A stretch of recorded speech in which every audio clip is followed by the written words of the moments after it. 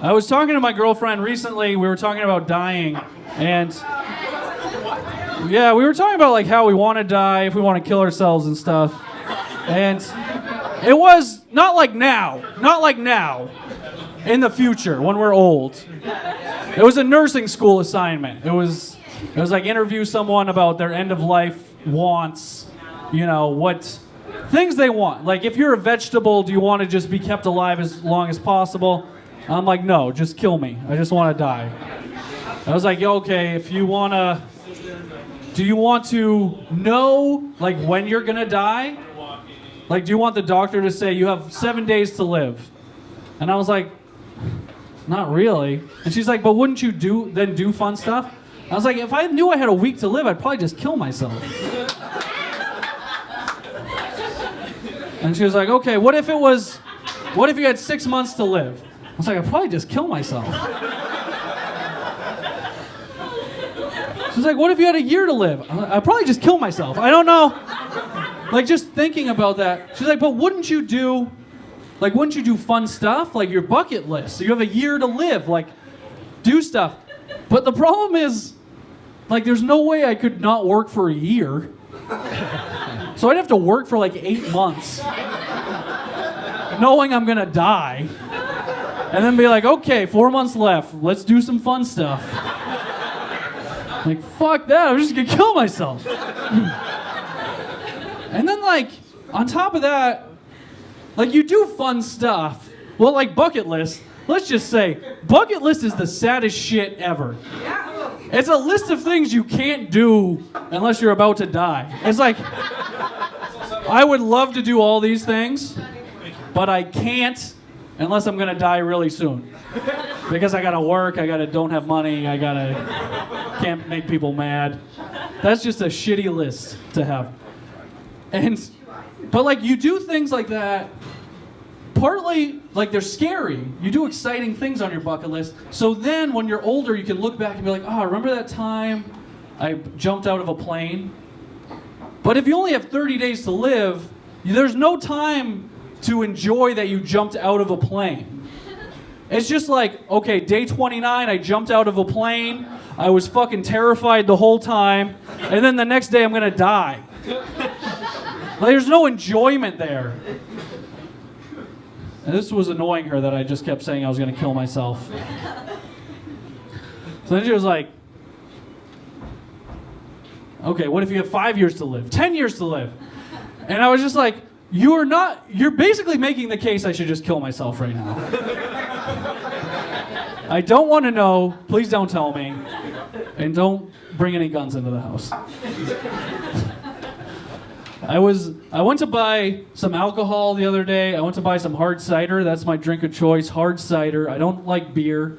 I'm not gluten-free, I just think it's yucky. And so I went to a store, I picked out some cider, I put it on the counter, and the guy carded me, which is normal, and I pulled out my ID, which is my passport. I've been using my passport. And I showed him my passport.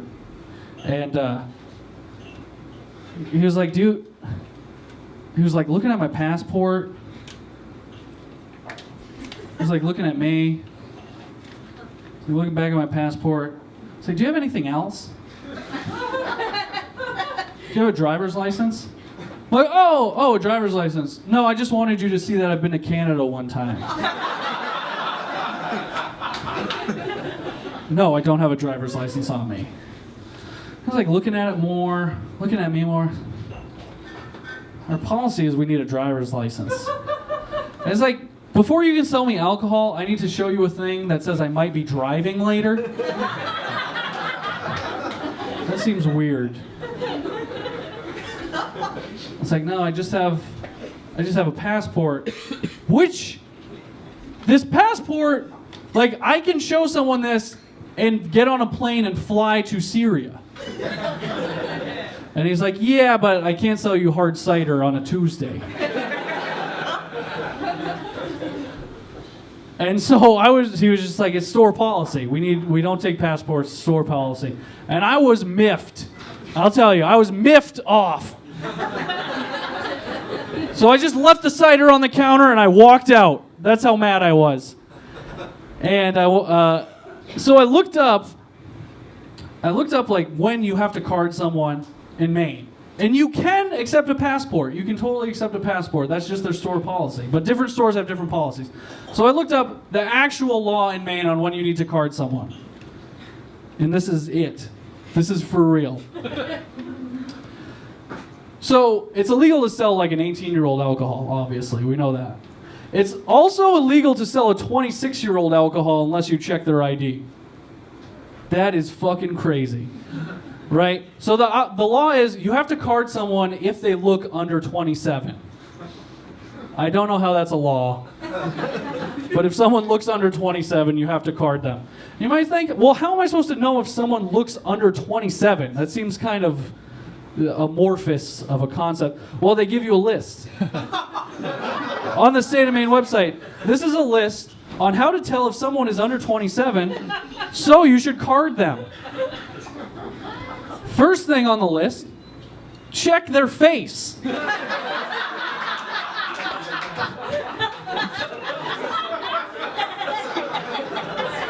That's because you probably weren't going to do that. You're just so busy looking at the register. Check their face. Does it match what one would expect for someone over 27? If not, ID or refuse sale. All right, check their face. Thank you, State of Maine. I'll try that. Second on the list, assess their clothing. Is it trendy?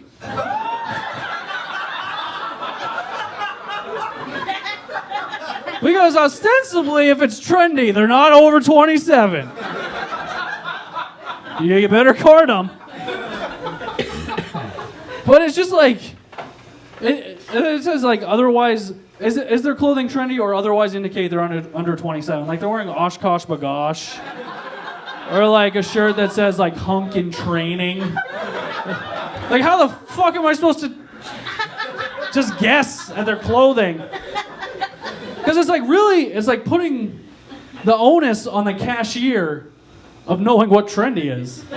Like if you're 60 and someone walks in a Guns N' Roses t-shirt, you're like, that's trendy. I was like, I'm 47. I need to see some ID. But then like also what's weird is dressing old is what's trendy right now. Like having a waxed mustache and suspenders is cool. I just don't know how you... Then third on the list, okay, do we remember what this list is about? It's about how to tell if someone's under 27 years of age. Third on the list, do they appear to be over 27 years of age?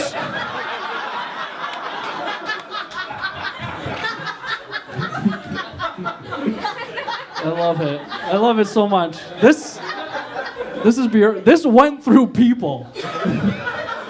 This went through multiple people before it ended up on a website. And then some IT guy was like, "Are you sure you want to put this?"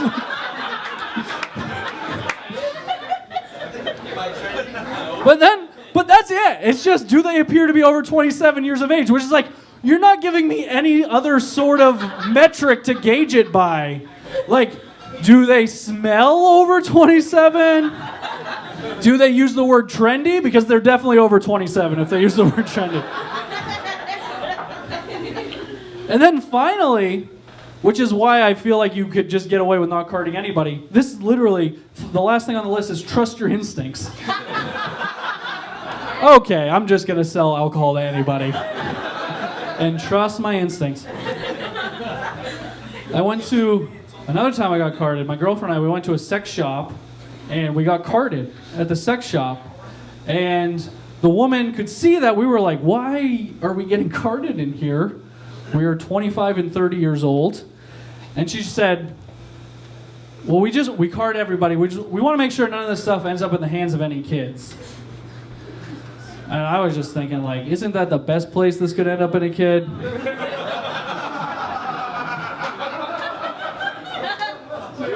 But then also, Is that a problem? Like, are that many children coming in here trying to buy sex toys? Apparently, they have a policy. It's like, if you stop kids from coming in here buying dildos, you're just going to drive them into the alleyways, right? Because criminals always get this stuff. There's going to be kids in alleyways like, hey, mister, I'll give you $40 if you buy me a dildo. And they also have like accents from the 20s for some reason. But I started thinking about the difference between like kids' toys and sex toys, and it's really just the word sex and imagination. Because we don't have imagination. Kids have imagination.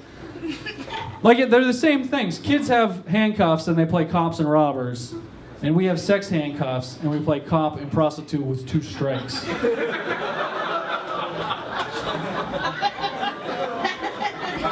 Or like, kids have swings and we just have sex swings. It's the same shit.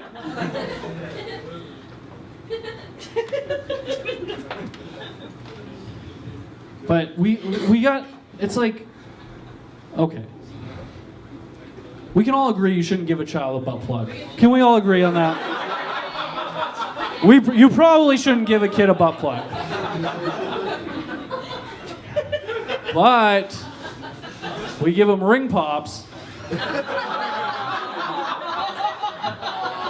That's an edible butt plug if you have imagination.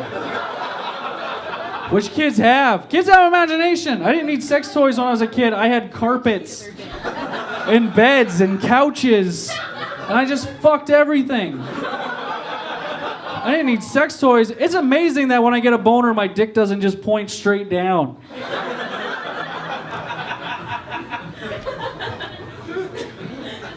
But if you give me now, okay, my girlfriend and I, we have a butt plug in the house. It's in my underwear drawer, and it's sitting there like a loaded gun. And I'm just scared about it. I'm worried about it all the time. I'm worried someone's going to misuse it. For you. That's what I'm worried about. Because I bought it. I went to the sex store by myself, and I was like, hey, I'm looking for a butt plug for my girlfriend. And she's like, sure. And she was really excited to sell me a butt plug. She's like, what size are you? I'm like, she's never used it before. And she's like, sure. Sure, okay. Let's get you a small one.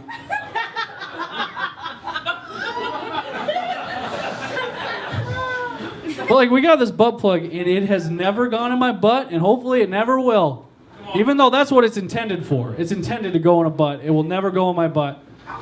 But, as an adult, it'll never go in my butt. But, let's say I'm 13 years old, and I have a little Barry Bonds action figure.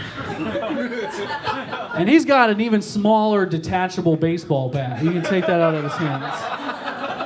That's gonna go in my butt. That definitely went in my butt. And I pulled it out, and I was too ashamed to clean it, so I threw it away. And then all my friends came over and were like, wait, where's Barry Bonds' baseball bat? And I was like, did he have a baseball bat? I don't know.